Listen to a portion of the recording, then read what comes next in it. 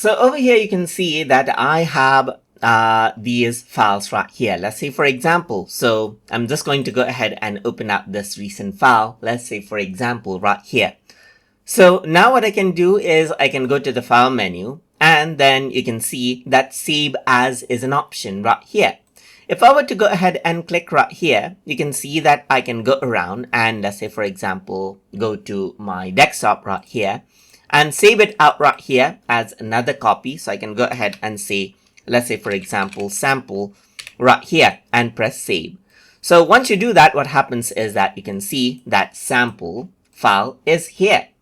So apart from that, what you can actually do is, let's say, for example, go to any other file right here. So let's just go ahead and then open it out right here.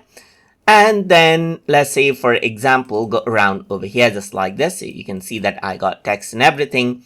And this I can save as to go ahead and save it as a PDF file right here, just like this. Or what you can also do is extract out its text by clicking on save as text as well. So once you do that, I can go around over here onto my desktop and then I can go ahead and say sample right here.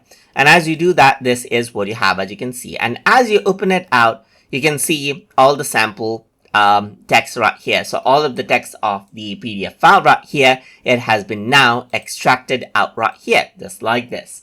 So that is basically how you can go ahead and then work around with the save as option in the desktop app of ILovePDF.